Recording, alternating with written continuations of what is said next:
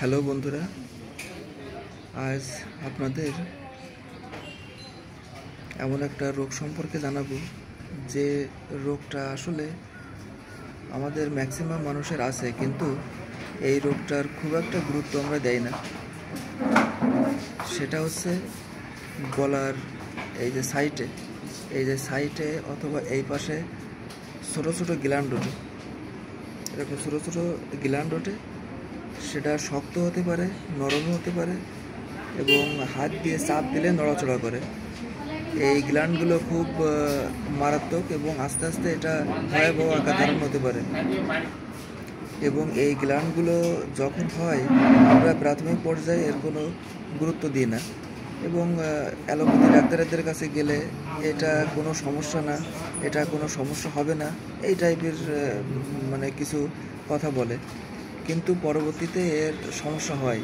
এই গ্ল্যান্ডগুলো আস্তে আস্তে অনেক বড় হয়, ব্যথা হয় এবং পরবর্তীতে টিউমারের রূপ নিতে পারে।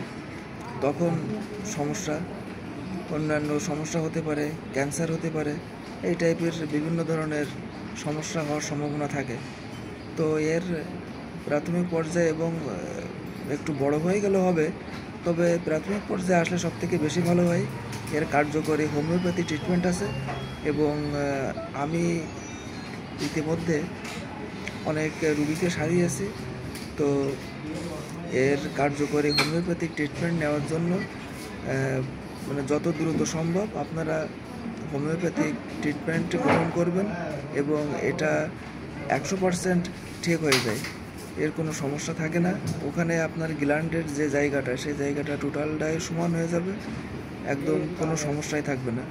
তো পরবর্তীতে রিস্ক অথবা ঝুঁকি নেওয়ার কোনো প্রশ্নই ওঠে না। তো যদি কারোর এরকম সমস্যা থাকে, গলার এই পাশ অথবা এই পাশ, এখানে ছোটো ছোটো গ্ল্যান্ডের মতো থাকে, শক্ত গুটি, হাত দিয়ে চাপ দিলে নড়াচড়া করে, এরকম যদি কারো থাকে তাহলে এটা এক থেকে একাধিক হতে পারে।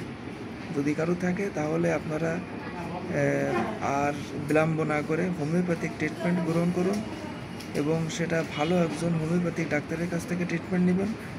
তাহলে আশা করা যায় সম্পূর্ণ রোগ থেকে আপনারা পরিত্রাণ পাবেন। তো অনেক ধন্যবাদ আমার ভিডিওটা শেষ পর্যন্ত দেখার জন্য। এরকম ভালো ভালো স্বাস্থ্য টিপস পেতে আমার পেজটাকে ফলো করুন এবং আমার সাথেই থাকুন। ধন্যবাদ।